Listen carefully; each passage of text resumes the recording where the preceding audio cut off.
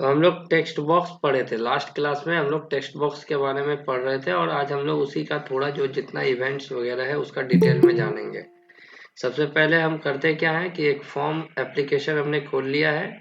Simply आप देख रहे हैं यहाँ पे एक ये कैसे खोलेंगे ये बता चुके हैं हम कि करना क्या होता है। हम लोगों को विजुअल स्टूडियो खोलेंगे, वहाँ पे जाएंगे और न्यू प्रोजेक्ट पे क्लिक करेंगे और विंडोज फॉर्म एप्लीकेशन ऑप्शन को चूज करेंगे। तो क्या होगा, हमारा विंडोज फॉर्म का एक एप्लीकेशन के लिए पेज खुल के आ जाएगा। इसके बाद हमको करना क्या है, तो विंडोज फॉर्म एप्लीकेशन के लिए हमको कोड करना है। सबसे पहला काम होता है विंडोज एप्लीकेशन बनाने में डिजाइनिंग का, क्योंकि सबसे पहले आप डिजाइन करोगे। जब तक डिजाइन नहीं करोगे तो फिर कोड कहाँ पर करेंगे, किस बेसिस पे करेंगे। तो सबसे पहला काम होता है डिजाइन का, और ये पहला जो आप देख रहे हो इसको फॉर्म बोलते हैं। अब इस फॉर्म का भी बहुत सारा प्रॉपर्टीज होगा। अभी आपको फॉर्म दिख रहा है, इसके ऊपर में यहाँ लिखा हुआ है फॉर्म 1। अब मान लो ये मेरा कोई एप्लीकेशन है, यहाँ पे लिखा होना चाहिए मेरे एप्लीकेशन का नाम। तो यहाँ पर इसका टेक्स्ट प्रॉपर्टीज में जाएंगे। कैसे जाएंगे, तो राइट क्लिक करेंगे इस फॉर्म पे और प्रॉपर्टीज पे क्लिक कर देंगे। तो ये प्रॉपर्टीज विंडो आ गया। ये जनरली हमारा राइट साइड कॉर्नर पे होता है। तो इसको हम लोग पहले, चलो इसको राइट क्लिक करके यहाँ पे फ्लोट कर लेते हैं, तो ये छोटा हो जाएगा। और इसको हम लोग जहाँ पर ये रहता है ओरिजिनली वहाँ प्लेस कर देते हैं। ये एक्चुअल में राइट साइड कॉर्नर में यहाँ नीचे में रहता है। तो हम इसको ले जाके ड्रैग एंड ड्रॉप करके यहाँ छोड़ दे रहे हैं। तो ये तुम्हारा प्रॉपर्टीज विंडो है। अब हम बात करेंगे प्रॉपर्टीज विंडो के सारे प्रॉपर्टीज के बारे में। तो देखो यहाँ पर जो हमारा फॉर्म है, और इस फॉर्म पे हम चाह रहे हैं, यहाँ पे देखो ऊपर में कॉर्नर में फॉर्म 1 लिखा हुआ है। हम चाह रहे नहीं इस पे फॉर्म 1 लिखा हुआ ना आए, इस पे कुछ मेरा ऐप का नाम लिखा हुआ हो। तो हम इसके टेक्स्ट प्रॉपर्टी में किसी का भी जितना कंपोनेंट है उसके ऊपर क्या शो होगा वो सारा टेक्स्ट प्रॉपर्टीज बताएगा। लेबल के ऊपर टेक्स्ट प्रॉपर्टीज में लिख देंगे। तो यहाँ टेक्स्ट प्रॉपर्टीज में हम लिख देते हैं फेसबुक। तो क्या होगा, फेसबुक दिखेगा। सिंपल सी बात है कि जैसा हम लिख देंगे वैसा वो दिखेगा। अब अगर हम ऐसा लिख के यहाँ पे क्लिक करें तो देखो यहाँ फेसबुक लिखा हुआ दिखने लगा। तो इस तरह से हम वहां पे उसका अब फॉर्म का भी कलर होता है। मान लो फॉर्म के बैकग्राउंड में हम कोई कलर देना चाहते हैं, तो बैक कलर प्रॉपर्टीज होगा। जैसे बैक कलर टेक्स्ट बॉक्स का होता है, बैक कलर लेबल का होता है, वैसे ही बैक कलर फॉर्म का होगा। फॉर्म को सेलेक्ट कर लेंगे, इस पे क्लिक करेंगे, सेलेक्ट हो जाएगा। चले जाएंगे इसके बैक कलर पे। अब बैक कलर प्रॉपर्टीज में जाकर के हम लोग यहाँ पर इसका एक बैक कलर दे देंगे। तो बैक कलर पे गए और यहाँ पे हम जो कलर चूज करना हो, सारे में यही है, चाहे 22 हो, विजुअल स्टूडियो 10 हो, 12 हो, उससे कोई फर्क नहीं पड़ता है। यहाँ से जो कलर हम चूज कर लेंगे वैसा मेरे फॉर्म का कलर हो जाएगा। अगर आप चाहते हो इस पे इमेज लगाने के लिए कि आप इस पेज पे चाहते हो एक फोटो दिखे, तो आप इसके इमेज प्रॉपर्टीज पे चले जाओगे। हमारे पास एक प्रॉपर्टी होगा इमेज प्रॉपर्टी। हम क्या करेंगे, इमेज प्रॉपर्टीज पे प्रॉपर्टी विंडो में जाएंगे और इमेज सर्च करेंगे। तो यहाँ पर हमारा एक इमेज करके आएगा, बैकग्राउंड इमेज। देखो background image just back colour के नीचे इस पे क्लिक करोगे तो एक विंडो आएगा। अब यहाँ पे ध्यान से देखो, हमको अपने सिस्टम का, यहाँ हमको करना क्या है कि अपने सिस्टम में जो फोटो है उसको लाके पहले प्रोजेक्ट में रखना है। क्या करेंगे, यहाँ से तो लोकल रिसोर्स पे क्लिक करेंगे और इंपोर्ट बटन पे ऑप्शंस, ध्यान से सुनो, ये बाय डिफॉल्ट प्रोजेक्ट लिखा रहता है, लेकिन हमको प्रोजेक्ट से नहीं लाना है, हमको लोकल, क्योंकि हमको कहीं सिस्टम में अगर प्रोजेक्ट में है तो फिर डायरेक्ट प्रोजेक्ट से चूज कर लेंगे, वो हमको यहाँ सॉल्यूशन एक्सप्लोरर में दिख जाएगा। लेकिन यहाँ नहीं है पहले से ऐड किया हुआ, तो हम लोकल रिसोर्स पे क्लिक करेंगे और इंपोर्ट पे क्लिक कर देंगे तो इससे मेरा फाइल खुल जाएगा और फाइल में जहां भी फोटो है उसको चूज कर लेंगे हम। अब मेरा यहाँ पे देखो ये बहुत सारा फोटो है, हम इसमें से जो फोटो बैकग्राउंड में लगाना चाहते हैं वो फोटो लगा सकते हैं। मेरा फाइल में जो भी फोटो होगा हम देख लेंगे कि फाइल में कहाँ पे कौन सा फोटो है, उस फोटो को हमने ये चूज कर लिया और ओपन कर दिया तो ये फोटो मेरा ओके करेंगे तो बैकग्राउंड में लग जाएगा। लेकिन फोटो का साइज काफी लार्ज है इसीलिए ये एडजस्ट नहीं हो रहा है, तो इसको एडजस्ट करेंगे कैसे? तो हम यहाँ पे प्रॉपर्टीज में ही एक और प्रॉपर्टीज होगा बैकग्राउंड इमेज का, जिसको हम स्ट्रैच कर देंगे। दिखा देते हैं।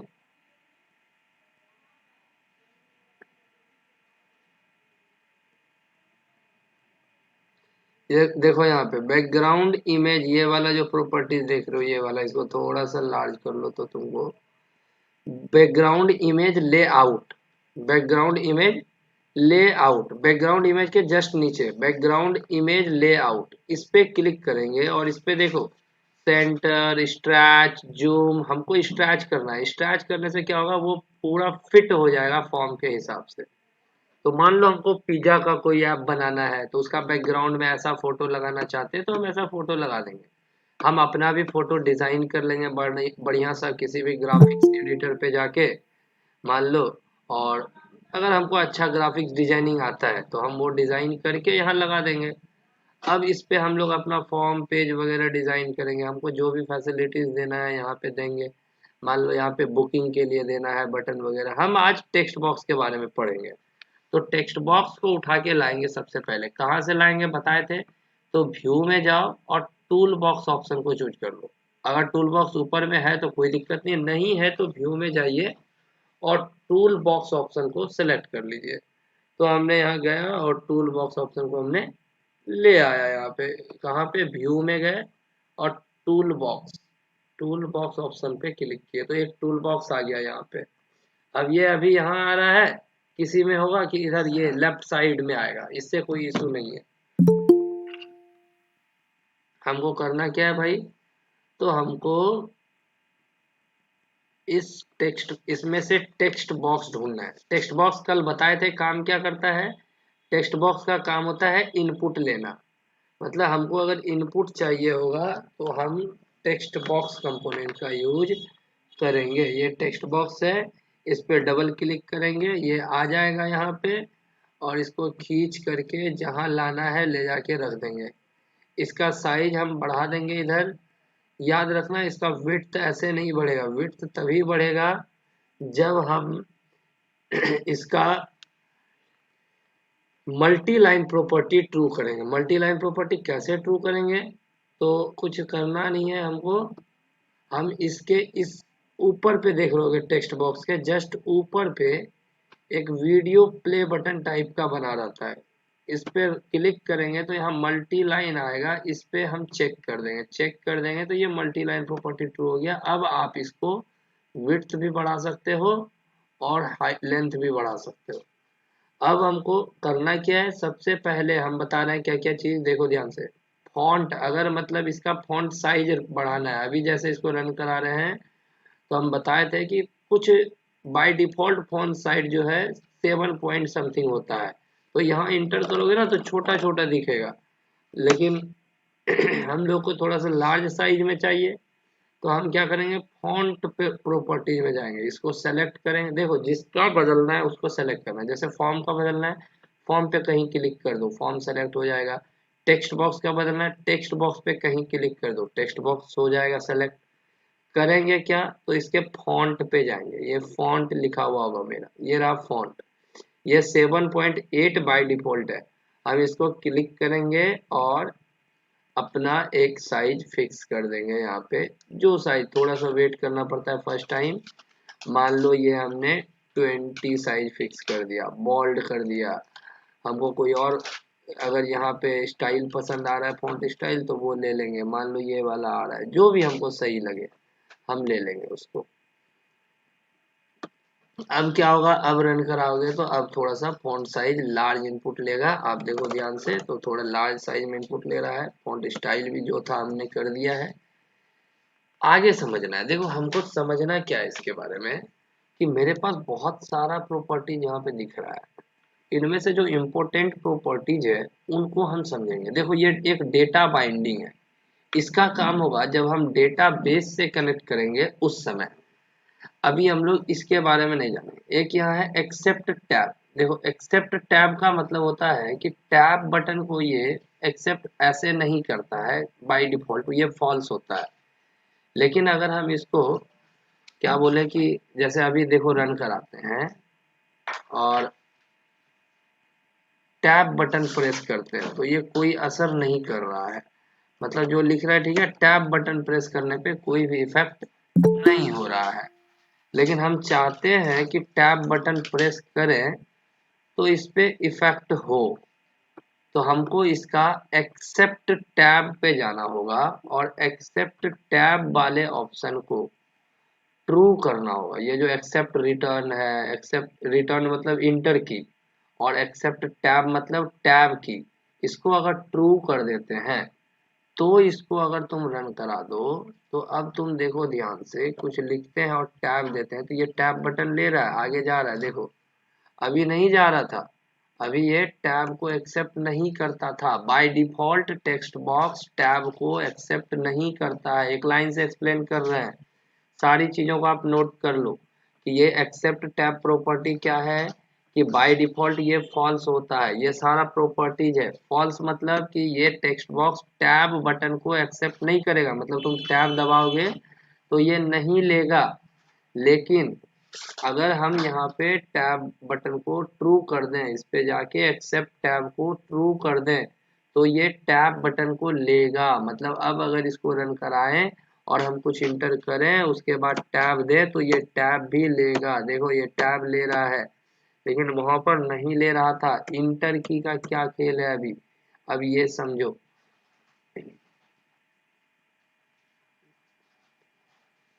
तो ये एक्सेप्ट रिटर्न होता है। एक एक्सेप्ट रिटर्न का भी वही काम है कि जो रिटर्न की होता है। रिटर्न की हम किसको बोलते हैं, इंटर की को। तो रिटर्न की का वो लेगा और फिर नहीं लेगा। फिर यह है एक्सेसिबल डिस्क्रिप्शन। यहाँ पे तुम कुछ डिस्क्रिप्शन दे सकते हो। जैसे मान लो यहाँ पे हम लिखते हैं हेलो टेक्स्ट बॉक्स, ऐसा कुछ। Then we have to run it. तो देखो क्या हो रहा है।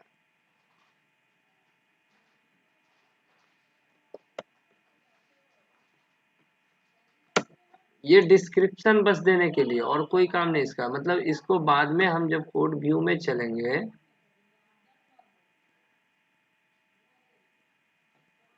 तो हम लोग इसका जब समराइज कोड देखेंगे इस फॉर्म का, कि ये जो टेक्स्ट बॉक्स बना है उसके लिए, तो वहां पर हमको एक डिस्क्रिप्शन दिखेगा यहाँ पे। तो इन सब का ज्यादा यूज नहीं है, लेकिन ये अगर आपको टैब को सही एक्सेप्ट करना है तो यूज करना है। एक्सेसिबल नेम होता है। नेम मतलब आप कोडिंग के समय इस नेम को यूज कर सकते हैं। उसके बाद ये आप देख रहे हैं अलाउ ड्रॉप। ड्रॉप का क्या मतलब होता है, देखो ध्यान से। ये ड्रॉप का क्या मतलब होता है, अलाउ ड्रॉप का मतलब देखो ध्यान से। अभी अगर इसको ऐसा करके रन करा रहे हैं, ड्रॉप अभी क्या है, बाय डिफॉल्ट फॉल्स है। फॉल्स है, लेकिन अगर हम इसको रन करा के और ड्रॉप मतलब यहाँ पे वो नीचे दिखना चाहिए, ऐसे विंडो नीचे आना चाहिए। अभी कुछ नहीं हो रहा है, नॉर्मल इफेक्ट है। लेकिन अगर हम अलाउ ड्रॉप को ट्रू कर दें, इसको ट्रू कर दें, तो क्या होगा ध्यान से देखो। अब जैसे इस पे आते हैं और अलाउ ड्रॉप एरो बटन से यहाँ से, ये ड्रॉप डाउन मेन्यू की तरह काम करता है। ये अभी आपको समझ में नहीं आएगा ज़्यादा। जब आप ड्रॉप डाउन मेन्यू यूज करेंगे, टूल बॉक्स में चलिएगा और देखिएगा एक ड्रॉप डाउन मेन्यू होगा, टूल बॉक्स और drop down.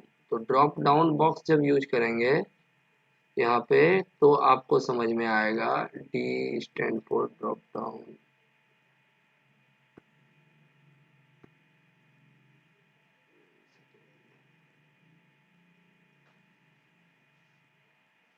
Containers.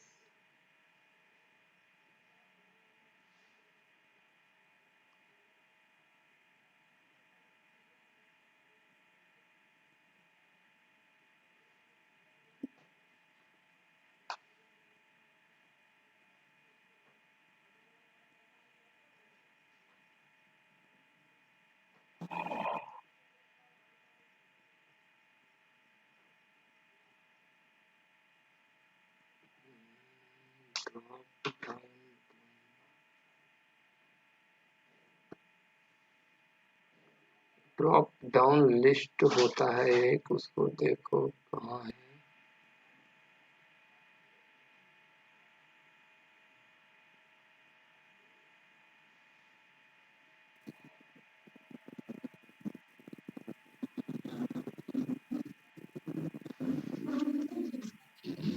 Mic mute कर लीजिए, किसका है।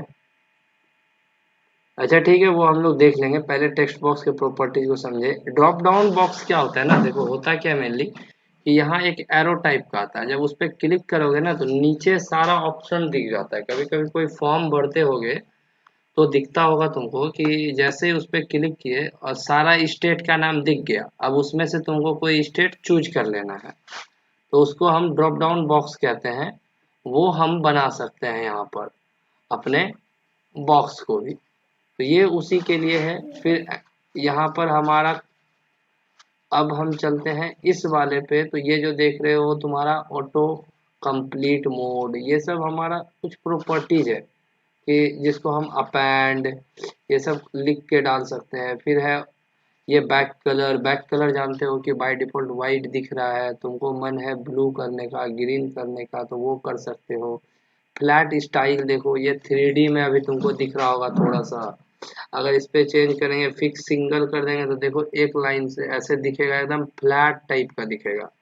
कि अभी क्या लग रहा है एकदम, देखो इसको, ये वाला देखो ध्यान से, अभी जो दिख रहा है तुमको ये। और अगर इसका हम वो फ्लैट स्टाइल जो था उसको क्या कर दें, फिक्स्ड 3D कर दें, तो ये 3D टाइप में थोड़ा सा दिखता है। अब देखो थोड़ा अलग स्टाइल में दिख रहा होगा। और अगर हम इसका नन कर दें तो क्या होगा, यहाँ पे 3 ऑप्शंस है, बाकी 22 में और भी ऑप्शन है थोड़ा सा ज्यादा। जो 22 का यूज करोगे तो उसमें कुछ और भी थोड़ा सा ज्यादा ऑप्शन है। कहाँ चला गया ये रहा, इसको नन कर दीजिए, तो देखिए एकदम पूरा सा लग रहा है कि फॉर्म के अंदर ये चिपक गया है, सिंपल सा एकदम, लग ही नहीं रहा, कोई बॉर्डर वगैरह है ही नहीं। सिंगल में मतलब लगेगा तुमको कि रेक्टेंगल टाइप का है, और 3D कर दिया तो लग रहा था बॉक्स टाइप का, और जब हमने नन कर दिया तो ये ऐसा लग रहा है। तो मतलब जैसा आपको डिजाइन चाहिए होगा, आपको मन होगा कि मेरा 3D लुक में दिखे तो आप उसको 3D करके रखोगे, आपका मन होगा कि मेरा ये 2D लुक में दिखे तो 2D करके रखोगे, मन होगा कि कोई बॉर्डर ना हो तो आप फ्लैट कर दो, नन कर दो। ऐसा ये इसका प्रॉपर्टीज होता है। दूसरा, आप देखोगे कि यहाँ पर हमारा बहुत सारा कंट्रोल है, उसमें से कुछ अब ये बॉर्डर स्टाइल 3D कर दो, अच्छा लग रहा था, नन में कुछ खास लग नहीं रहा है, ठीक है। अब ये वैलिडेशन होता है, देखो वैलिडेशन मतलब हम इसके अंदर कुछ वैलिडेशंस लगाएंगे टेक्स्ट बॉक्स पे। ये बाय डिफॉल्ट ट्रू होता है कि इसमें वैलिडेशंस लगा हुआ है, स्ट्रिंग काउज वैलिडेशन, मतलब कोई वैलिडेशन आता है तो हमको एक एक्सेप्शन टाइप का मैसेज आता है जब रन कराते हैं ना, जब यूज करोगे लॉजिक लगाओगे तो उस समय दिखेगा कि इसमें कोई वैलिडेशन अगर हम लाते हैं तो हम लोगों को यहाँ पर एक मैसेज टाइप का आता है। जैसे एक पेज हम खोल के रखें, ध्यान से देखो इसको, ये वाला, ये उसके सारे चीजों को थोड़ा सा एक्सप्लेन कर रहा है, ये लिंक है हमारा। और इसमें अगर हम चले तो देखो ये सिंपल सा टेक्स्ट बॉक्स हमने लिया है, और टेक्स्ट बॉक्स के बारे में ये बता रहा है, जितनी भी चीजें हैं इधर कंपोनेंट्स हैं टेक्स्ट बॉक्स के बारे में, कि टेक्स्ट बॉक्स का क्या क्या कंट्रोल होता है, क्या क्या काम होता है, वो सारी चीजें हम लोग देखेंगे यहाँ पे। तो कहाँ चला गया टेक्स्ट बॉक्स,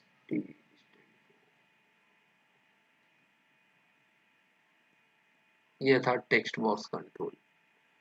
तो टेक्स्ट बॉक्स पे हम लोग गए थे और टेक्स्ट बॉक्स के प्रॉपर्टीज को अगर हम देखें, देखो ये था ना एक्सेप्ट, रिटर्न, कंप्लीट, ये था कंप्लीट मोड, ऑटो कंप्लीट, इन सभी को देखेंगे। पहले हम लोग थोड़ा सा इसका जो ये वाला प्रॉपर्टी है इसको देखते हैं, पासवर्ड कैर, जो इम्पोर्टेंट है पहले उसको देखते हैं। तो ये पासवर्ड कैर एक प्रॉपर्टी है।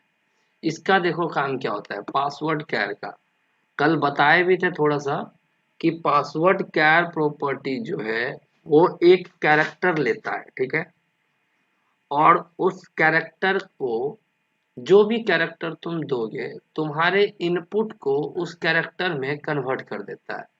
मतलब अगर तुमने स्टार दे दिया तो तुम जो भी इनपुट लगाओ उसमें स्टार दिखेगा, तुम जो भी इनपुट लगाओगे उसमें स्टार दिखेगा तुम्हारा। और अगर मान लो हम क्या करते हैं कि उसमें हैश दे देते हैं तो सारा चीज हैश दिखेगा। साथ ही साथ हम उसका लेंथ वगैरह भी फिक्स कर सकते हैं, ये कोड होता है उसका। देखो ये मैक्स लेंथ प्रॉपर्टी है। ये क्या हो गया तो ध्यान से देखो, अगर हम ये वाला पेज है और हम चाहते हैं कि इस वाले टेक्स्ट बॉक्स में 10 से ज़्यादा कैरेक्टर ना जाए, इस वाले टेक्स्ट बॉक्स में 10 से ज़्यादा कैरेक्टर ना जाए, तो देखो बाय डिफॉल्ट इसका होता है 32,767। इंटीजर का रेंज समझते हो, इंटीजर के रेंज का ये कैरेक्टर लेता है, क्योंकि यूनिकोड पे काम करता है जावा, सब जानते हो। तो 32,767 कैरेक्टर तक लेता है। लेकिन अगर हम इसका मैक्सिमम लेंथ को चेंज करके कर दें 8 या 10, तो 10 से ज़्यादा कैरेक्टर ये नहीं लेगा।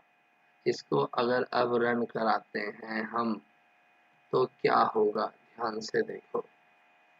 हम यहाँ पे डाल रहे हैं GOPTESH स्पेस KUMA। अब इसके बाद ले ही नहीं रहा है, कुछ भी इनपुट कर रहे ले ही नहीं रहा है, क्योंकि हमने इसका लेंथ फिक्स कर दिया। तो मैक्स लेंथ प्रॉपर्टी का क्या काम है, टेक्स्ट बॉक्स के लेंथ को फिक्स करना। ये सब चीज छोटा छोटा पॉइंट आप नोट कर लें कि आपको अगर ऐसा जरूरत होगा कि हम पासवर्ड का लेंथ फिक्स कर दें कि 13 कैरेक्टर से ज्यादा ले ही नहीं, तो क्या करेंगे उसका मैक्स लेंथ को फिक्स कर देंगे कि भैया मैक्सिमम लेंथ इतना है, इससे ज़्यादा आप नहीं दे सकते हो। जैसे ही आप इससे ज़्यादा ट्राई करोगे तो वो लेगा ही नहीं। दूसरा हमारा क्या हो जाएगा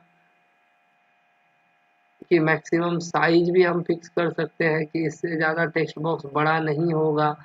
अब पासवर्ड कैर को देखो, पासवर्ड कैर का क्या काम होता है कि यहाँ पर हम जो भी लिख देंगे, जैसे हम यहाँ पे लिख देते हैं स्टार, तो यहाँ पे क्या होगा, अब तुम कुछ भी इनपुट करोगे तो तुमको स्टार दिखेगा। ये कल भी हम बताए थे हालांकि कि यहाँ पे हम कुछ भी इंटर करें तो स्टार दिखे और 10 से ज़्यादा नहीं ले। ऐसे ही पासवर्ड के लिए बॉक्स बनाओगे, तुमको अगर अपने एप्लीकेशन में एक बॉक्स देना है जिसमें यूजर पासवर्ड इंटर करे, तो यूजर पासवर्ड इंटर करे तो तुम क्या करोगे, तो यहाँ पे तुम क्या करोगे, एक तो उसमें स्टार दिखे ये चीज़ लिख दिए, और दूसरा चीज क्या किया, उसका हम लेंथ फिक्स कर दिए कि 10 ही लेगा, इससे ज्यादा नहीं लेगा। तो इससे क्या हो गया, दोनों चीज। अब मार्जिन भी है, तुम यहाँ मार्जिन लगा सकते हो। मार्जिन देखो यहाँ 3 3 3 दिख रहा है, ये 3 3 3 समझ रहे हो, नहीं समझ रहे हो। चलो इसका पहले मल्टी लाइन को फॉल्स कर दो तब समझो ये क्या है। अभी अगर इसको रन कराते हैं और इनपुट देते हैं तो देखो ध्यान से, ये जो दिख रहा है ना, ये थोड़ा सा दोनों से 3 3 3 करके, या पहले पासवर्ड कैर को हटा दो, तो क्या हो जाएगा इससे कि हमारा वो टेक्स्ट दिखेगा तो ज़्यादा क्लियर समझ में आएगा। पासवर्ड कैर प्रॉपर्टी को खाली कर देंगे तो टेक्स्ट दिखेगा, जो इंटर करेंगे वही दिखेगा। मान लो यहाँ हमने GOPE ऐसा डाला, तो ध्यान से देखोगे तो ये टेक्स्ट जो है ऊपर से नीचे से दोनों बगल से कुछ दूरी पे है। लास्ट तक भी अगर डालेंगे तो वो कुछ दूरी पे रहेगा। अब अगर हम इसका मार्जिन को थोड़ा सा बढ़ा दें या घटा दें, मार्जिन क्या करता है कि चारों तरफ जो बॉर्डर है उससे डिस्टेंस डिसाइड करता है। अगर हम पहला वाला कंपोनेंट का मार्जिन 10 कर देते हैं, और अंतर देखो क्या होता है। और अब अगर इसमें लेते हैं तो ये थोड़ा सा नी मतलब मेरा कंपोनेंट जो है ध्यान से देखो ऊपर से नीचे की तरफ आ रहा है। आप कुछ भी दो कि ये तो थोड़ा लार्ज है ई थोड़ा सा नीचे की तरफ दिख रहा है पैडिंग इसका। मार्जिन मतलब कि ये दूरी देखो क्या मतलब होता है मार्जिन का कि ये अगर कोई टेक्स्ट बॉक्स है ये वाला तो ये चारों बॉर्डर से कितना दूर होगा हम जो लिखेंगे वो मार्जिन बताता है। पैडिंग मार्जिन ये वही बताता है कि इस बॉर्डर से कितना दूर होगा चारों। तो उसके लिए हम यहाँ से मतलब हम चाहते हैं थोड़ा बीच में दिखे बॉर्डर से थोड़ा हट के रहे तो मार्जिन इसका आगे पीछे करेंगे थोड़ा सा। ये छोटे वैल्यू में आपको पता नहीं चलेगा, जब आप लार्ज वैल्यू में मार्जिन डालोगे ना तब आपको समझ में आएगा कि हाँ मार्जिन का क्या इफेक्ट होता है। जैसे 100 कर दिए, ये 10-5 में तुमको उतना पता नहीं चलता है। इसके लिए ये टेक्स्ट का मार्जिन होता है। वो 1 सेकेंड पहले टेक्स्ट बॉक्स कर लो। मान लो इसको 200 कर दो और ये भी 200 कर दो।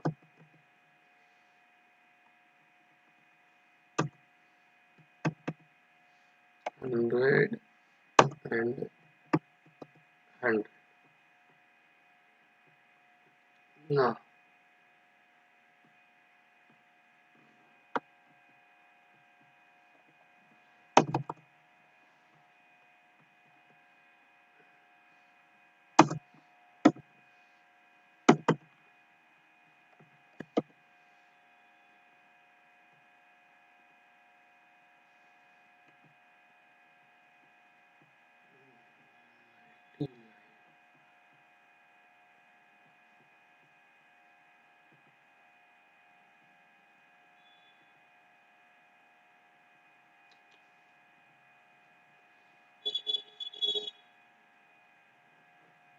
तो, तो देखो लेफ्ट से 200 हम कर दिए हैं। अच्छा यहाँ ऑल में माइनस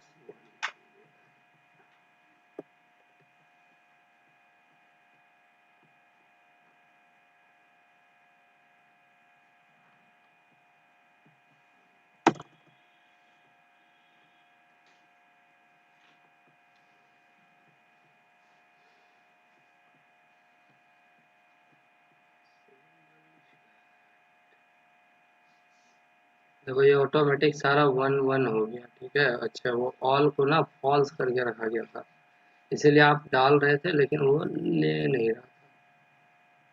ऑल को 200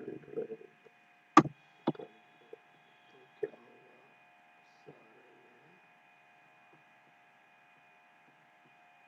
होगा 2000 200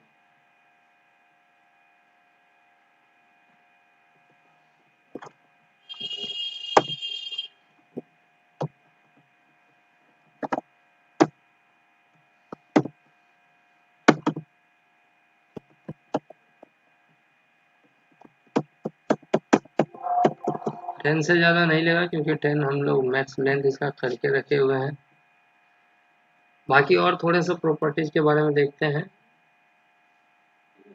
मैक्सिमम मार्जिन कितना दे सकते हैं सर?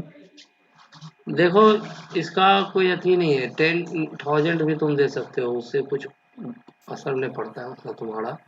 मेन है क्या टेक्स्ट बॉक्स का जब साइज लार्ज करते हो ना तब असर पड़ता है कि हम थोड़ा सा ये साइज लार्ज कर देंगे उसके बाद मार्जिन काम करता है। ऐसे नॉर्मली तुम्हारा कैरेक्टर का जो साइज है फॉन्ट साइज तुम्हारा बड़ा है तो वो ले रहा है आराम से, कोई दिक्कत है नहीं उसके लिए। तुम दे सकते हो मार्जिन मैक्सिमम लेकिन जनरली वही 200 300 100 200 जो HTML का मार्जिन चलता है ना सेम वही चीज यहाँ जी सर। चलता है। HTML का जो मार्जिन चलता है सेम वही चीज यहाँ चलता है। और डिफॉल्ट सर कितना लेता है? डिफॉल्ट वो सबका -1 करके रखता है। मतलब सबको एकदम बॉर्डर के साथ ही लेके चलता है फिक्स साइज पे। अब ये मैक्स लेंथ को हटा दो, मैक्स लेंथ समझ में आया कि 10 कर दिए तो 10 से ज्यादा नहीं लेगा, 10 से ज्यादा हम उसमें नहीं डाल सकते, 20 कर दिए तो 20 ही कैरेक्टर डाल सकते हैं उस। ये देखो प्राइवेट मॉडिफायर समझो, ये मैक्स साइज मीन साइज है, मैक्स साइज ध्यान से देख लो तो क्या है, तो यहाँ पे हाइट और विड्थ फिलहाल 0 रखा गया है दोनों का, और मीन साइज का भी हाइट और विड्थ 0 रखा गया है। ये प्राइवेट पब्लिक क्या है, तो इसके अंदर का जो टेक्स्ट होता है जो तुम पढ़े हुए हो क्लास और ऑब्जेक्ट का एक्सेस स्पेसिफायर, तो वही चीज यहाँ भी है। ये टेक्स्ट बॉक्स अभी प्राइवेट है, मतलब इसी फॉर्म के अंदर यूज होगा, दूसरे फॉर्म में इसको यूज नहीं कर सकते। हम अगर चाहते हैं इस टेक्स्ट बॉक्स को कोई नया फॉर्म कैसे लाएंगे समझो, अभी एक पेज है ना, हम 2 पेज बना सकते हैं कि इस पे क्लिक करें तो अगला पेज खुल जाए। उसको कहाँ से लाएंगे, तो उसको सॉल्यूशन एक्सप्लोरर पे जाएंगे यहाँ पे, और ऐड पे इस पे राइट क्लिक करेंगे फॉर्म पे, और ऐड पे चले जाएंगे। ऐड पे जाने के बाद न्यू आइटम पे क्लिक करेंगे और यहाँ से फॉर्म सेलेक्ट कर लेंगे, विंडोज फॉर्म, और ओके करेंगे। ऐड, इसका नाम जो रखना है रख दो और ऐड कर लो। तो ये क्या होगा, एक नया पेज खुल गया। अब देखो मेरे सॉफ्टवेयर में 2 पेज है, एक ये वाला पेज है और एक ये वाला पेज है। हम यहाँ से इस वाले पेज पे जा सकते हैं, हमको इस पेज से उस पेज पे जाने के लिए कोड करना पड़ेगा। तो ये वाला टेक्स्ट बॉक्स इस पेज पे एक्सेस नहीं होगा, क्योंकि बाय डिफॉल्ट इसका एक्सेस मॉडिफायर प्राइवेट है। यहाँ पर देख रहे होगे आप, जो एक्सेस है इसका वो प्राइवेट है, मॉडिफायर्स जो है वो प्राइवेट है। हाँ, अगर इसको पब्लिक कर देंगे तब इसको दूसरा वाला भी डायरेक्ट एक्सेस कर पाएगा। तो इस फॉर्म पे स्विच कैसे करेंगे, तो सिंपल सा बात है, ये फॉर्म 1 है, ये फॉर्म 2 है। हमको फॉर्म 1 रन होता है, जब भी रन कराएंगे तो देखो ध्यान से, सबसे पहले ये वाला फॉर्म रन हो रहा है। अब यहाँ से हम चाहते हैं उस वाले फॉर्म पे चले जाए, तो इसके लिए हमको कोड करना होगा क्या, तो कोई उपाय पहले देखना होगा। इस पे एगो बटन बनाते हैं और उस बटन का हम लिख देते हैं नेक्स्ट पेज। व्यू पे गए, टूल बॉक्स पे, और टूल बॉक्स से एगो बटन ले लिए। बटन लेके ये जो बटन आया, इस बटन पे यहाँ पे हम थोड़ा सा इसको लाल कर लो, और बटन दिख रहा है सबको। Yes sir. अब इस बटन पे मान लो हम कुछ बटन 1 लिखा है तो इसका टेक्स्ट प्रॉपर्टीज में गए और लिख दिए क्या, तो नेक्स्ट, नेक्स्ट पेज, या नेक्स्ट प्रीवियस लिखा रहता है ना, वही चीज है नेक्स्ट। नेक्स्ट मतलब अगले पेज पे जाइए, तो यहाँ नेक्स्ट लिखा हुआ हो गया। अब थोड़ा सा इस बटन का हम क्या करते हैं, कोड करते हैं क्लिक इवेंट पे, कि इस बटन पे जब क्लिक करें तो नया पेज खुल जाए। तो सबसे पहले तो इसका क्या करना होगा, फॉन्ट बढ़ा लेते हैं थोड़ा सा, क्योंकि फॉन्ट साइज ज़्यादा ही छोटा रहता है कुछ।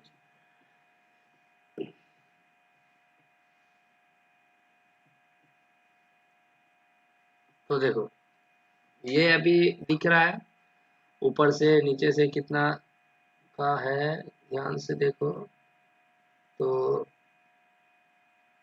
1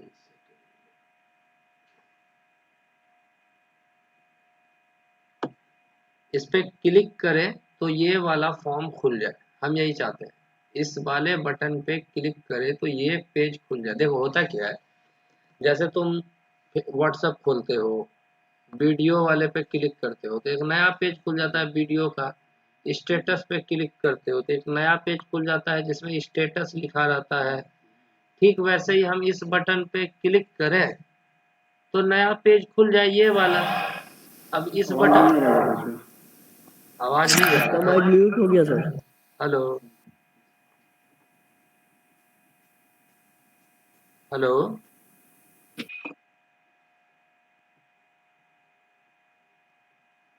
हेलो।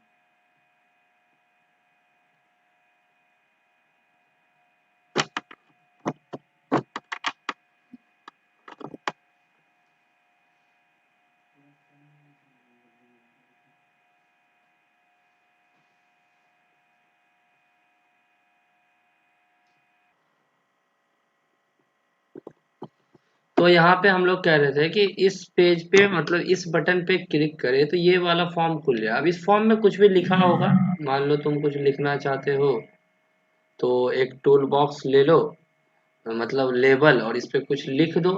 चलो ठीक है, ये भी कर ही लो। एक लेबल ले लो आप, व्यू में चल जाओ, टूल बॉक्स में चले जाओ और फिर लेबल। लेबल का मतलब जान रहे हो आप कि कुछ भी मैसेज दिखाना हो तो हम लेबल का यूज करते हैं। जैसे यहाँ लिखा होना चाहिए welcome to our new page, जो भी तुम्हारी मर्जी हो।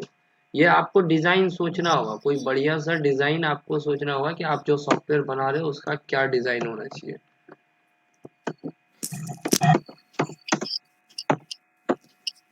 टू आवर न्यू पेज, ये हमने जस्ट लिख दिया है। और थोड़ा सा इसको तुम अगर चाहो तो फॉन्ट बढ़ा लो, फॉन्ट पे चले जाओ और ये हमने बोल्ड कर दिया और 16 कर दिया, ज़्यादा कुछ नहीं कर रहे। ओके, तो ये पेज खुलना चाहिए।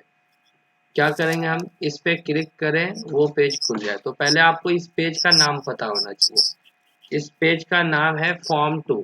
कैसे पता करेंगे, इस पेज को सेलेक्ट कर लो और यहाँ से नेम प्रॉपर्टीज में चले जाओ। देखो यहाँ नेम में दिख रहा है फॉर्म 2, तो कोडिंग में फॉर्म 2 यूज करेंगे। चलो अब फॉर्म 1 में चलते हैं और फॉर्म 2 यूज करेंगे। किसी का माइक है, म्यूट करो, मौसम मिश्रा।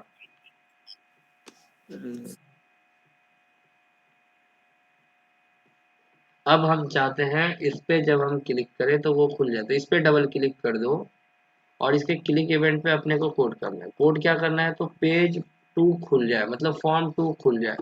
फॉर्म 2 कैसे खुलेगा सर, तो देखो ध्यान से यहाँ पे क्या कोड करेंगे। इस जगह पे हम कोड, पहले सबसे पहले फॉर्म 2 का ऑब्जेक्ट बनाना होगा हमको। फॉर्म 2 जो कि एक क्लास है, याद रखना यहाँ हर चीज एक क्लास होता है। तो फॉर्म 2 एक क्लास है और सबसे पहले हमको उसका ऑब्जेक्ट बनाना होगा, क्योंकि हमको उसको ओपन करना है। तो उसको ओपन करना है मतलब हमको फॉर्म 2 का ऑब्जेक्ट बनाना होगा। कैसे बनाएंगे तो हम फॉर्म 2 का ऑब्जेक्ट बनाएंगे कैसे सर, तो जैसे किसी भी क्लास का ऑब्जेक्ट बनाते हैं, आपको पता है कि किसी भी क्लास का ऑब्जेक्ट हम कैसे बनाते हैं। क्लास का नाम लिखते हैं, ऑब्जेक्ट का नाम लिखते हैं, इक्वल टू देते हैं न्यू कीवर्ड के साथ। जावा वाला जो तरीका है वही है। क्लास का नाम है फॉर्म 2, फॉर्म 2। ऑब्जेक्ट का नाम क्या रखना है, F2 रख दो, कुछ भी रख सकते हो, equal to new,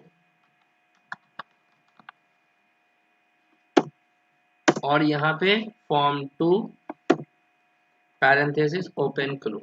just Java का स्टाइल है और कुछ नहीं है। अब फॉर्म 2 शो हो जाए, मतलब इस बटन पे क्लिक करें, ध्यान से देखो कुछ है नहीं कोड में। इस बटन पे कोड करना था, इस पे डबल क्लिक किए, आ गया। कोड क्या है, तो फॉर्म 2 को खोलना है। फॉर्म 2 को खोलना है तो भैया फॉर्म 2 का पहले ऑब्जेक्ट होगा, तभी उसके साथ कोई एक्शन कर पाएंगे हम, क्योंकि फॉर्म 2 इज ए क्लास और ये क्लास कहीं और है, ये क्लास कहीं और है। तो किसी क्लास को कहीं यूज करना है तो उसका ऑब्जेक्ट बनाना है। तुम जानते हो जैसे स्टूडेंट क्लास का कुछ डेटा यूज करना है तो पहले स्टूडेंट का ऑब्जेक्ट बनाना होगा, तभी तो कुछ कर पाएंगे। तब तो लिखेंगे S dot input, S dot output. Same वैसे ही फॉर्म 2 का सबसे पहले ऑब्जेक्ट बनाएंगे। तो फॉर्म 2 का ऑब्जेक्ट कैसे बनाएंगे, तो जैसे जावा में सी प्लस प्लस में बनाते हैं वैसे ही बनाएंगे। तो हमने वैसे ही यहाँ पे लिखा है, देखो form 2 equal space F2 equal to new form 2, और अब फॉर्म 2 को दिखाना है तो यहाँ पे लिखेंगे F2 डॉट, अब इसका प्रॉपर्टी होगा show, show dialog. Show dialog मतलब वो फॉर्म लोड हो जाएगा। Show dialog is a method जिसका काम होगा उस फॉर्म को दिखा देना। अब अगर इसको रन कराते हैं तो देखो क्या होगा।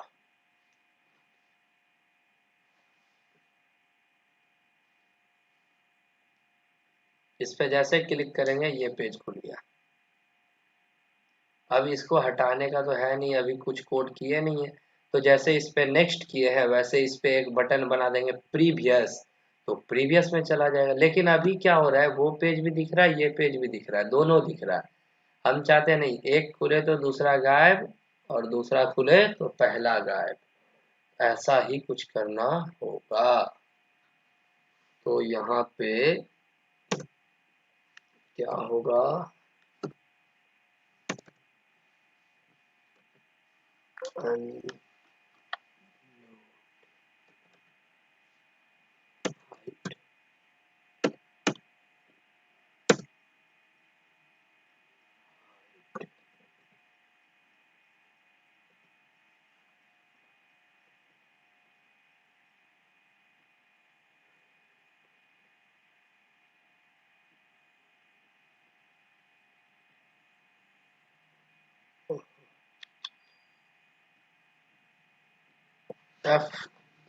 फॉर्म 1 को हाइड करना है, तो हमको फॉर्म 1 का इस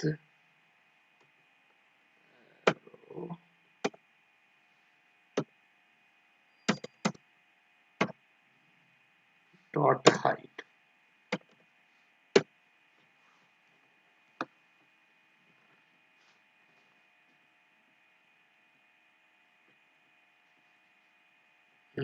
जैसे अभी ये कट कर रहे हैं तो दोनों हट जा रहा है, क्योंकि इसके बाद इसको लिख दिया है, सॉरी, रन टाइम में। ओके ओके, रन टाइम में है, इसको पहले लिखना होगा, कंट्रोल एक्स, पहले ये छुपे तब ये दिखे। अब रन कराइए, तो बाहर वाला छुपा, ये खुल गया, ठीक है। अब वापस जाने का कोई उपाय नहीं है, क्योंकि बैक बटन तो तुमने बनाया नहीं। अब आपको क्या करना होगा, पहले बैक बटन एक बनाना होगा। कि बैक बटन मतलब कि जब हम बैक बटन कहाँ बनाएंगे सर, ध्यान से देखो, यहाँ हम दो या दो से अधिक फॉर्म को अटैच कर रहे हैं।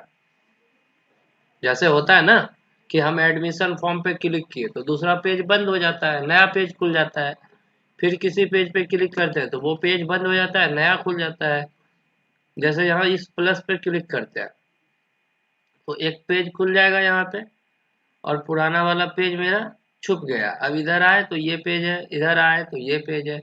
ऐसा ही हम वहां भी करना चाह रहे हैं, कि हम क्या चाहते हैं कि इस वाले प्रोग्राम को जब रन कराया जाए तो अगर हम इस बटन पे क्लिक करें, इस पे ऑप्शन है नेक्स्ट, तो इस पेज पे आ गए, और फिर यहाँ एक ऑप्शन हो प्रीवियस, उस पे क्लिक करें तो पिछले वाले पेज पे चले जाए।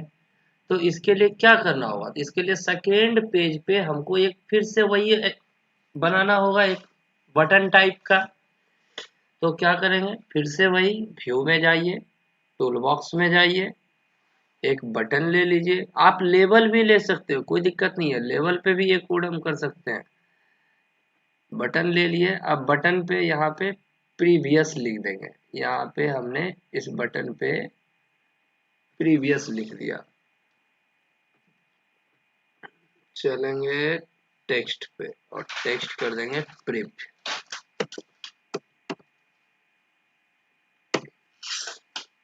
हाँ, आगे में एरो देना है, एरो दे दो, थोड़ा सा अट्रैक्टिव लगेगा। फॉन्ट साइज भी बढ़ा दो,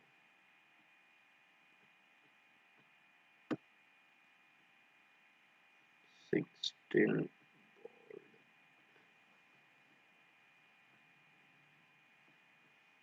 कुछ ज्यादा ही बढ़ा गया, ठीक है।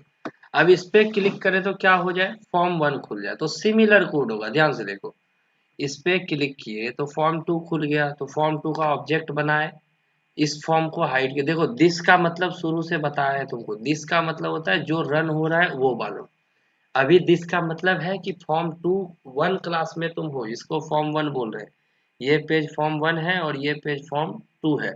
तो अभी इसके अंदर कोड लिख रहे हैं तो दिस का मतलब ये फॉर्म होगा, और इसके अंदर कोड लिखेंगे तो दिस का मतलब ये फॉर्म होगा, ये वाला सेकेंड वाला। तो हम कोड इस पे लिखे हुए थे इसीलिए यहाँ दिस लिखे, तो ये वाला फॉर्म को हाइड कर देगा और F2 का जो ऑब्जेक्ट बना है उसको शो कर देगा। अब सिमिलरली यही काम हम यहाँ पे करेंगे इस सेकेंड वाले के इस वाले डिजाइन पे, कि क्या करेंगे सर, तो वही काम जो अभी हम वहां किए सेम काम करेंगे, लेकिन यहाँ पे फॉर्म 1 को खोलना है हमको, तो फॉर्म 1 का ऑब्जेक्ट बनाएंगे, फॉर्म 1 का ऑब्जेक्ट बनाएंगे, form 1 space F1 equal to new, जैसे बनाते हैं वैसे ही करना है और कुछ भी नहीं करना है, न्यू फॉर्म 1। और अब इसको हाइड कर दो, तो दिस डॉट हाइड, दिस मतलब ये वाला पेज हाइड हो जाएगा और फॉर्म 1 दिख जाएगा। तो F1 dot show dialog, show dialog, तो शो डायलॉग से क्या होगा, फॉर्म 1 मेरा दिख जाएगा।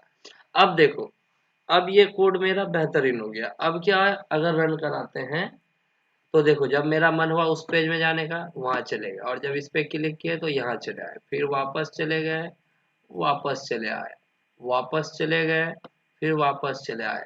मतलब प्रीवियस और नेक्स्ट बटन होता है ना, वो काम हम यहाँ कर लिए, दो पेज में दोनों में बटन बना दिए। तो देखो फॉर्म का कुछ भी, कोई भी कंपोनेंट का कोई प्रॉपर्टी यूज करना है तो पहले टेक्स्ट बॉक्स बनाना होगा, मतलब उसका ऑब्जेक्ट बनाना होगा। जब ऑब्जेक्ट बना लेंगे तो उसका बहुत सारा फंक्शन होगा, बहुत सारा प्रॉपर्टी होगा जिसको डायरेक्ट यूज कर पाएंगे। तो ये इसी तरह से टेक्स्ट बॉक्स का जो अगर हम ऑब्जेक्ट बनाए, तो देखो ये टेक्स्ट बॉक्स 1 है और इसका मॉडिफायर आप ध्यान से देखोगे तो प्राइवेट है। इसका मॉडिफायर कहाँ पे है, प्राइवेट है, ये प्राइवेट है। तो प्राइवेट है, और अगर इसका ऑब्जेक्ट हम यहाँ बना लेते हैं इस वाले में, तो देखो फॉर्म 1 का ऑब्जेक्ट है, लेकिन अगर हम F1 डॉट लिखें टेक्स्ट बॉक्स तो नहीं दिख रहा है, क्योंकि वो प्राइवेट है। लेकिन अगर इसको पब्लिक कर दिया जाए, इस मॉडिफायर को प्राइवेट, पब्लिक, प्रोटेक्टेड, ये तीनों समझते हो ना मेनली, तो इसको कर दो पब्लिक, इसको आप प्राइवेट और पब्लिक समझते हैं। प्रोटेक्टेड होता है इनहेरिटेंस के लिए, वो भी समझ जाओगे, अभी तुम लोग न्यू हो इसीलिए नहीं समझ रहे हो थोड़ा सा, वो भी कुछ दिन बाद पढ़ लोगे। अब अच्छा यहाँ अगर हम लिखते हैं F1 डॉट टेक्स्ट, तो देखो यहाँ पे टेक्स्ट बॉक्स 1 अभी आने लगा, अभी नहीं आ रहा था, जब वो प्राइवेट था तो नहीं आ रहा था, लेकिन यहाँ पब्लिक किए तो ये आ रहा है। मतलब अब तुम यहाँ से उस टेक्स्ट बॉक्स में कुछ डाल सकते हो। यहाँ पर हम लाके यहाँ पे अगर हम यहाँ बात करें इस वाले टेक्स्ट बॉक्स में डॉट टेक्स्ट लिख दें इक्वल टू हेलो लिख दें, सॉरी इन डबल कोड। तो देखो भाई ये फॉर्म अलग था, समझो ये दूसरा फॉर्म था, लेकिन इस फॉर्म से हम टेक्स्ट बॉक्स इस फॉर्म में ट्रांसफर कर दिए यहाँ वाले में। क्या होगा, इसको रन कराएंगे, रन कराते जैसे इस पे क्लिक करेंगे तो यहाँ आएगा, और जैसे इस पे क्लिक करेंगे तो देखो ना यहाँ पर, अच्छा इसके लोड पे खाली है इसीलिए, ठीक ठीक, ये हम यहाँ पे इस वाले कोड के जरिए, इसके जरिए उस टेक्स्ट बॉक्स में डेटा भेज सकते हैं। ये काम हम मतलब कोई भी काम कर सकते हैं उसका। अभी इसको जैसे ही आप ये देखो, जैसे ही इस वाले का यहाँ से मॉडिफायर प्राइवेट कर दोगे, इस टेक्स्ट बॉक्स का मॉडिफायर प्राइवेट कर दोगे तो ये एक्सेस नहीं हो, ये जस्ट क्लास और ऑब्जेक्ट में जो वेरिएबल बनाते हो ना, तो पब्लिक लिख देते हो, तो मेन में ऑब्जेक्ट बनाते हो तो यूज कर लेते हो डॉट लगा के। अब प्राइवेट लिख देते हो तो यूज नहीं होता है, ठीक वही चीज है ये। तो यहाँ थोड़ा सा और एक्स्ट्रा में भी होता है कुछ कुछ, जैसे private, public, protected, protected internal, internal, ये जावा के तरह है। जावा में जैसे 5 पढ़े थे ना, वैसे ही यहाँ भी 5 है। एक डिफॉल्ट भी जावा में होता, तो यहाँ डिफॉल्ट नहीं है, उसके बदले में इंटरनल करके है। तो मतलब अब ये इसका एक्सेस प्राइवेट हो गया, मतलब इसको इस फॉर्म के अंदर बनाया है तो इस फॉर्म के सिवा कोई यूज नहीं कर सकता है। लेकिन जैसे ही पब्लिक कर देंगे तो इस पूरे प्रोजेक्ट में कोई भी यूज कर लेगा, कोई दिक्कत नहीं है। हमने दूसरे फॉर्म पे इसको देखा, डॉट लगाए तो ये काम करने लगा। तो ये चीजें होती है कि हम वहां से इस टेक्स्ट बॉक्स को यूज कर सकते हैं, इसमें डेटा सेंड कर सकते हैं, डेटा रख सकते हैं। स्टैटिक बना देंगे तो इसका डेटा मेरा स्टैटिक बना रहेगा। तो ये सारी चीजें हम यहाँ से कर सकते हैं। अगला क्या है, अगर हम बात करें तो यहाँ पर पासवर्ड कैर बता दिए कि हम पासवर्ड लगा सकते हैं उसमें। रीड ऑनली, देखो रीड ऑनली मतलब सिर्फ पढ़ना, इसको अगर फॉल्स कर दोगे तो इस टेक्स्ट बॉक्स में तुम एंटर नहीं कर सकते हो कुछ। अब इसमें कुछ भी इंटर करेंगे तो नहीं लेगा, कुछ भी नहीं लेगा, सिर्फ पढ़ सकते हो। इसका हम यूज कब किए थे कि हम इस पे राइट नहीं कर सकते, हम इस पे सिर्फ रीड कर सकते हैं। मतलब टेक्स्ट बॉक्स में कुछ लिख दिए हैं और छोड़ दिए हैं, तुम उसको चेंज नहीं कर सकते हो, सिर्फ रीड ओनली मोड में उसको रख सकते हो।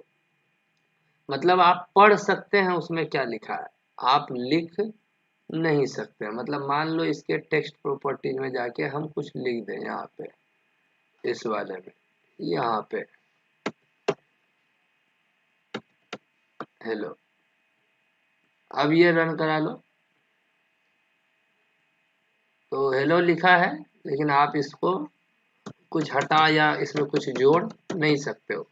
कर्सर दिखेगा लेकिन आप इस पे कुछ राइट वगैरह नहीं कर सकते हो, कुछ भी बटन दबा लो कोई फर्क नहीं पड़ेगा। रीड ओनली मोड समझते हो ना, कि रीड ओनली मतलब सिर्फ उसको पढ़ सकते हो, उसको तुम लिख नहीं सकते हो उस पे। तो रीड ओनली प्रॉपर्टी अगर हम यहाँ पे कर दें तो ये रीड ओनली ट्रू कर देंगे तो ट्रू, बाय डिफॉल्ट फॉल्स होता है। फॉल्स मतलब इस पे हम कुछ लिख उख सकते हैं, कोई दिक्कत नहीं है। Right to left, left to right, समझो ये यस नो करने से क्या होता है, यस कर दो राइट टू लेफ्ट, तो देखो किधर से दिखा रहा है, इधर से लिखा हुआ दिखा रहा है। अभी अगर तुम इस पे रन भी करोगे और कुछ लिखोगे भी तो ये इधर से दिखाएगा भाई, इधर से लिखा हुआ जाएगा, राइट टू लेफ्ट जस्टिफिकेशन होगा। लेकिन अगर हम राइट, बाय डिफॉल्ट ये नो होता है, नो मतलब लेफ्ट टू राइट ही होता है बाय डिफॉल्ट। अगर तुम चाहते हो कि मेरे टेक्स्ट बॉक्स में इधर से जाए लिखा हुआ दिखाए तो तुम ऐसा कर सकते हो, इसको यस कर सकते हो। अदरवाइज इसको नो करके रखो तो लेफ्ट टू राइट रहता है। स्क्रॉल बार लगा सकते हो, अभी क्या है, अभी स्क्रॉल बार नहीं है, ध्यान से देखो यहाँ पे। स्क्रॉल बार किसको कहते हैं कि इसको जब तुम कर रहे हो और देखना ध्यान से, इसमें एंट्री जब कर रहे हैं हम तो ये इधर छुप जा रहा है, हम आगे पीछे नहीं कर सकते हैं इसको, ठीक है। लेकिन अगर स्क्रॉल बार लगा देते हैं तो क्या होता है, तो सबसे पहले इसका स्क्रॉल बार पे चलेंगे। और स्क्रॉल बार मतलब ये देख रहे हो, ये जो स्लाइड कर रहे हैं इसको स्क्रॉल बार कहते हैं, ये देख रहे हो अप डाउन, ये स्क्रॉल बार होता है। दो तरह का होता है, हॉरिजॉन्टल और वर्टिकल। अगर हम यहाँ पे वर्टिकल बात करें तो वर्टिकल स्क्रॉल बार भी होता है हमारे पास, जब ऐसे ऐसी वाला स्लाइड करते हैं हम, ये वाला। तो अभी हम बात कर रहे हैं हॉरिजॉन्टल, तो हॉरिजॉन्टल स्क्रॉल बार या वर्टिकल स्क्रॉल बार क्या होता है, तो देखो यहाँ पे स्क्रॉल बार प्रॉपर्टीज पे चले जाओ, मतलब टेक्स्ट बॉक्स में भी तुम स्क्रॉल बार लगा सकते हो। इसको अगर हम मान लो ये हॉरिजॉन्टल लगा दें और रन कराएं तो देखो कुछ भी लिख रहे हैं तो अभी इसमें तो तुमको नहीं दिखेगा, क्योंकि मल्टी लाइन होगा तभी स्क्रॉल बार दिखेगा कुछ। अभी इसको मल्टी लाइन पहले कर दो, क्योंकि मल्टी लाइन होगा, मल्टीपल लाइन लिखेंगे तभी तो स्क्रॉल बार का काम है, नहीं तो उसका कोई काम कहाँ है। तो सबसे पहले मल्टी लाइन को ट्रू कर देते हैं और अब रन कराते हैं तो स्क्रॉल बार का काम दिखेगा। हमने यहाँ लिखा, कुछ एंटर किया, हमने लिखा, अच्छा 20 इसका मैक्सिमम लेंथ रख दिया है क्या। अब इस पे गए तो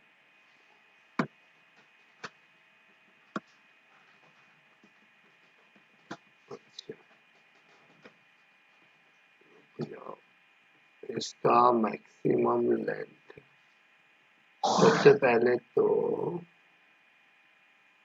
ये मैक्सिमम लेंथ हटा दो, वो बाय डिफॉल्ट हो जाएगा मेरा 32,700 कुछ था ना। 32,768। हाँ, जो रेंज होता है इंटीजर का वो डाल दो, 32,767 होता है, ठीक है। और ये टेक्स्ट जो है इसको खाली कर दो, और अब स्क्रॉल बार पे चलो। ये स्क्रॉल बार है हॉरिजॉन्टल और वर्टिकल।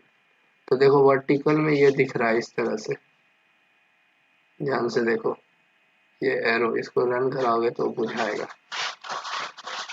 कि अब इसमें कुछ इंटर कर रहे हैं, इंटर कर रहे हैं, इंटर कर रहे हैं, इंटर कर रहे हैं, इंटर। तो ये देखो, इस पे क्लिक करेंगे तो ऊपर की तरफ, इस पे क्लिक करेंगे तो नीचे की तरफ। स्क्रॉल बार मतलब तुम लोग समझ रहे होगे कि स्लाइड का ऑप्शन देता है, मतलब इसको थोड़ा सा लार्ज कर लो ये वाला। अब देखो दिखेगा, अब देखो यहाँ पे। तो अब इस पे हम कुछ भी लिख रहे हैं, इंटर कर रहे हैं, कुछ भी लिख रहे हैं, इंटर कर रहे हैं। तो ये इस तरह से ये ऑप्शन आते जा रहा है हमको स्लाइड करने का। अब हम इसको इजिली अप डाउन ऐसे करके देख सकते हैं। समझ रहे हो क्या कह रहे हैं? ऐसा होता है स्क्रॉल बार हमारा। दोनों लगा सकते हैं, बोथ है यहाँ पे। एक तो वर्टिकल है, हॉरिजॉन्टल है, नन है कि बिना स्क्रॉल बार के रखना है तो वो भी ठीक है। अगर स्क्रॉल बार आप वर्टिकल रख रहे हो तो भी ठीक है, स्क्रॉल बार आप हॉरिजॉन्टल रख रहे हो तो भी ठीक है। मतलब जैसा आपकी मर्जी हो आप दोनों लगा सकते हो, बोथ भी है। सर इसके हम लेवल भी रख सकते हैं? लेवल टेक्स्ट बॉक्स के ऊपर नहीं, इसी के अंदर स्क्रॉल बार। स्क्रॉल बार अलग चीज है। ये स्क्रॉल बार समझो क्या है, ये हम टेक्स्ट बॉक्स का स्क्रॉल बार बना रहे हैं। लेवल का भी बना सकते हैं, लेवल पे ऑप्शन होगा तो। ये टेक्स्ट बॉक्स का हुआ कि इस टेक्स्ट बॉक्स में जो तुम अगर स्क्रॉल बार नहीं था, नन था, तो तुम कुछ भी इनपुट करते थे ना, तो वो ऊपर नीचे करने के लिए ऑप्शन नहीं था, आप एरो की से करते थे। लेकिन स्क्रॉल बार लगा देने से क्या हुआ कि तुम ऊपर नीचे इजिली उससे स्लाइड कर। स्क्रॉल बार किसको कहते हैं? जैसे यहाँ पे ई वाला जो है, देखो इधर राइट कॉर्नर में, इसको ऊपर नीचे कर रहे हैं तो ऑप्शन आगे पीछे हो रहा है ना। Yes sir. अब मान लो ये नहीं रहेगा, तो स्क्रॉल बार नहीं रहेगा तो क्या होगा, हमको यहाँ पे क्लिक करके एरो बटन से ऊपर नीचे करना होगा, और क्या करेंगे। तो उसी तरह यहाँ स्क्रॉल बार का ऑप्शन है, आप स्क्रॉल बार लगा दिए तो आप मतलब ऐसे डायरेक्ट इस एरो को पकड़ के फास्टली ऊपर नीचे कर सकते हो। अब यहाँ बोथ लगा दोगे तो दोनों आ जाएगा, हॉरिजॉन्टल वर्टिकल दोनों। जनरली ये वर्टिकल में कुछ दिखा नहीं रहा है, जनरली शायद उसका लेंथ के हिसाब से ले रहा है, या चेक कर लेते हैं। रन होने के बाद जब इंटर कर रहे हैं कुछ वैल्यूज, तो देखो स्क्रॉल बार की वजह से ये ऑटोमेटिक नीचे जा रहा है, और अब तुम ऊपर नीचे ऐसे जल्दी से स्लाइड कर पाओगे। समझे? इसमें बहुत सारा चीज लिख दिए हो, मान लो बहुत सारा, तो कैसे जाओगे? तो स्क्रॉल बार है, सीधा सीधा ये रहा। टेक्स्ट बॉक्स है इसलिए इसमें वर्टिकल ले नहीं रहा है शायद, लेकिन ऑप्शंस है हमारे पास, दोनों है यहाँ पे। आप लगा सकते हैं जो भी स्क्रॉल बार लगाना चाहते हैं। हम नन करके रखते हैं जनरली। अगर मल्टी लाइन है तो लोग लगाता है। मल्टी लाइन मतलब समझ रहे हो कि हमको ऊपर नीचे देखना है, ऊपर करके नीचे करके कुछ लंबा कहानी इंटर कर रहे हैं, तो देखना होगा कि सही गया कि क्या गया, तो वो चीज़ है। देखो यहाँ शॉर्टकट एनेबल है, शॉर्टकट हम यहाँ पे बना सकते हैं। ये ट्रू और फॉल्स है कि हमारा इस टेक्स्ट बॉक्स का कुछ शॉर्टकट होता है, वो यूज करने के लिए उसके लिए हमको देखना होगा कि क्या क्या शॉर्टकट इसका होता है, आप उसको यूज कर सकते हैं। ये इंडेक्स देख रहे हो, जीरो साइज है, ये टेक्स्ट बॉक्स का साइज है। इंडेक्स देखो क्या होता है, शॉर्टकट बताएंगे कि शॉर्टकट होता है कि उसके अंदर हम कुछ शॉर्टकट यूज कर सकते हैं, अल्ट पी, कंट्रोल एस, ये सब चीज़, तो वो इनेबल है। अगर उसको डिसेबल कर देंगे तो तुम शॉर्टकट यूज नहीं कर पाओगे। इंडेक्स देखो क्या होता है, बाय डिफॉल्ट तुम्हारा जब भी रन होगा एक और टेक्स्ट बॉक्स लो, तब इंडेक्स समझ में आएगा। व्यू और एक टूल बॉक्स में गए और एक और टेक्स्ट बॉक्स ले लिए, या सॉरी इसको डिलीट कर देते हैं, ये थोड़ा मतलब सही नहीं लग रहा आपको। फिर से उतना मेहनत करने से अच्छा है कि हम डायरेक्ट इसी को कॉपी पेस्ट कर लें। कंट्रोल सी और यहाँ पे कंट्रोल वी। दिस देखो, ध्यान से देखना, एक टेक्स्ट बॉक्स नीचे है, एक ऊपर है। अगर रन कराते हैं तो बाय डिफॉल्ट कर्सर कहाँ पे है, ध्यान से देखो, पहले वाले पे है। और देखो ये पैडिंग भी काम कर रहा है, पैडिंग जो दिए थे तो पैडिंग देखो इतना छोड़ दिया, मल्टी लाइन करने के बाद पैडिंग हमको काम करके दिखा रहा है। सिंगल लाइन में पैडिंग वगैरह का यूज नहीं होता है, क्योंकि मल्टी लाइन कैरेक्टर होगा तभी तो कुछ होगा। अब ध्यान से समझो, अगर इसको रन कराए हैं तो बाय डिफॉल्ट कर्सर इसी पे आता है ना। हम चाहते हैं बाय डिफॉल्ट कर्सर इस पे आए, इस वाले टेक्स्ट बॉक्स पे, मतलब रन होते ही अपने आप उस पे चला जाए। तो हम क्या करेंगे, इसका इंडेक्स 1 कर देंगे और इसका इंडेक्स 0 कर देंगे, मतलब जिसका 0 होगा उस पे सबसे पहले जाएगा। तो इसका अगर हम यहाँ पे गए और इंडेक्स इसका 0 है और इसको 1 कर दे, तो अभी तो 1 लेगा नहीं क्योंकि 1 किसी का होगा, ठीक है, हो गया। अब इसका क्या कर दो, इसका इंडेक्स देखो 2 है, इसको कर दो 0, और इसका क्या है, इसका 1 है, ठीक है। इसका 0 हो गया, इसका 1 हो गया, सॉरी इसका 2 हो गया, अच्छा इसका भी 1 है, इसका भी 1 है। अच्छा वो टेक्स्ट बॉक्स का ये बटन है, ठीक है, तो इसका 2 कर दो, कोई बात नहीं, 2। अब देखो क्या होगा, अब जब रन होगा, 0 किसका है, इस वाले का, तो बाय डिफॉल्ट कर्सर इस पे दिखेगा। जब रन करोगे ना तो देखो बाय डिफॉल्ट कर्सर इस पे है। इंडेक्स समझ रहे हो, मतलब 0 1 2 3 से असाइन कर देंगे सारे कंपोनेंट को, जितना कंपोनेंट इस फॉर्म के ऊपर है सबका इंडेक्स 0 1 3 4 से कर देंगे। तो जिसका 0 होगा सबसे पहले कर्सर वहीं जाएगा। देखो यहाँ 0 है, इस पे गया और इस पे टैब बटन दबाए तो टैब एक्सेप्ट कर रहा है। अच्छा टैब एक्सेप्ट को अगर हम नल कर दें, नॉट कर दें, टैब एक्सेप्ट को यहाँ पे दोनों में हमने एक्सेप्ट टैब को ट्रू कर दिया था, है ना। ऊपर में टैब का जो एक्सेस था, एक्सेप्ट टैब, ये हम फॉल्स कर देते हैं और इसका भी एक्सेप्ट टैब फॉल्स कर देते हैं, तो क्या हो जाएगा। अब इसको रन कराते हैं तो ध्यान से देखो क्या होता है कि बाय डिफॉल्ट इस पे टैब दबाए उस पे चला गया, फिर टैब दबाए बटन पे चला गया। देखो जिसका 1 था 0 था पहले उस पे है, टैब दबाए तो जिसका 1 है उस पे चला गया, फिर टैब दबाए तो जिसका 2 है उस पे चला गया। ध्यान से देखते जाओ, ये कर्सर खुद वहां मूव हो रहा है ऑटोमेटिक। तो ये इंडेक्स होता है कि हमने सबका इंडेक्स करके रख दिया। तो शुरुआत में जब जैसे कोई फॉर्म खोलते हो, रन होते ही तुमको नेम वाले बटन के ऊपर टेक्स्ट बॉक्स के ऊपर रखा रहता है। बाय डिफॉल्ट देखते हो कि हमारा ओके बटन पे कर्सर है, तो ये क्या है, उसका सेट किया गया है टैब इंडेक्स, कि पहले इस बटन पे जाएगा फिर इस बटन पे जाएगा। तो तुम भी अपना ये टैब सेट कर सकते हो इंडेक्स। उसके बाद है टैब स्टॉप, टैब बटन को वही हम रोक सकते हैं। फिर है टैग लाइन, यहाँ टैग कुछ दे सकते हैं हम, इसके अंदर टेक्स्ट कुछ लिख सकते हैं। टैग हो जाएगा कि मेरा इसके ऊपर एक टैग दिखेगा, फिलहाल तो आई थिंक कुछ नहीं दिखेगा, वो कोडिंग के लिए यूज होता है, ठीक है। आगे देखो पहले क्या है। और अलाइनमेंट, अलाइनमेंट समझो लेफ्ट राइट सेंटर। लेफ्ट मतलब लेफ्ट साइड से लिखा हुआ रहेगा, राइट मतलब राइट से लिखा होगा, सेंटर मतलब बीच में लिखा आएगा। मतलब अगर सेंटर कर दे रहे हैं और लिख रहे हैं तो हमको कुछ ये, सॉरी उस वाले का किए हैं तो इस वाले में बीच में लिखा रहा है, देखो 20 से दिखा रहा है। राइट कर देंगे तो राइट साइड से लिखाएगा, लेफ्ट कर देंगे तो अलाइनमेंट जो होता है, अलाइन करते हैं लेफ्ट राइट किधर है, ये चीजें हैं हमारी। फिर हमारा ये पासवर्ड कैर है, यूज पासवर्ड कैर, पासवर्ड कैर को यूज करना है, इसको ट्रू फॉल्स। फिर हमारा ये यूज वेट कर्सर है, वेट कर्सर हमारा वहां पे जाएगा तो वेट कर्सर दिखाएगा ट्रू फॉल्स। फिर विजिबल, विजिबल का मतलब हो गया कि ये दिखेगा या नहीं। विजिबिलिटी ऑफ कर देंगे तो ये नहीं दिखेगा, अभी दिख रहा है लेकिन अगर इसको ऑफ कर दो तो रन करो तो वो वाला टेक्स्ट बॉक्स नहीं दिखेगा, गायब हो गया। उसको लाना होगा तो रन टाइम में विजिबिलिटी ऑन करेंगे, ऑन करेंगे तो विजिबिलिटी फिर से ट्रू हो जाएगा।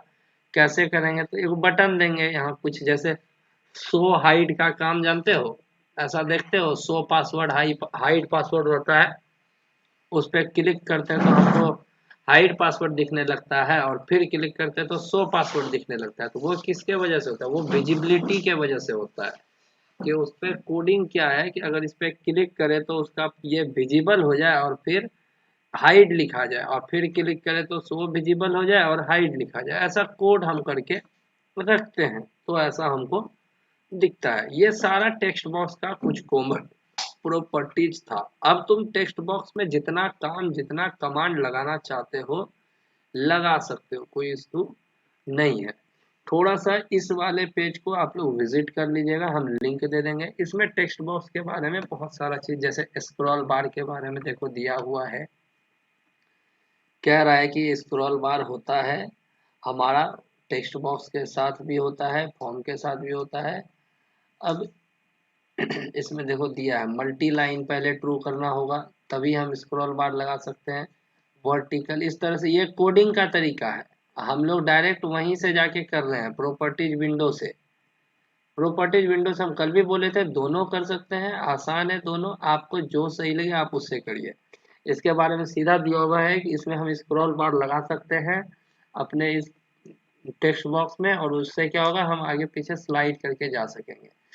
यहाँ पे हमारा मेथड होगा कुछ, उसके बाद टेक्स्ट अलाइन है, टेक्स्ट अलाइन के बारे में हम बताए।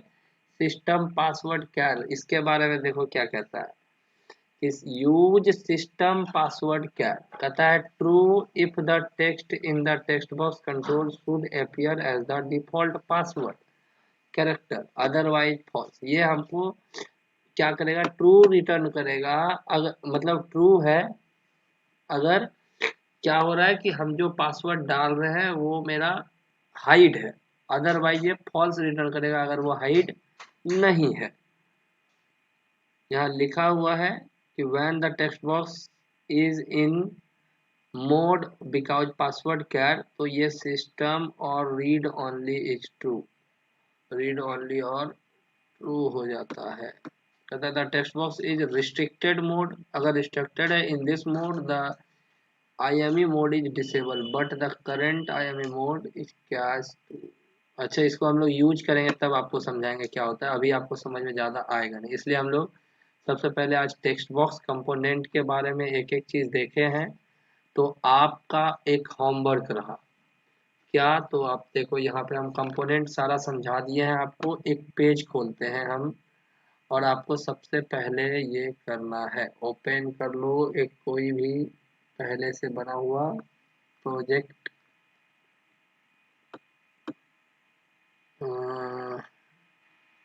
1 सेकेंड,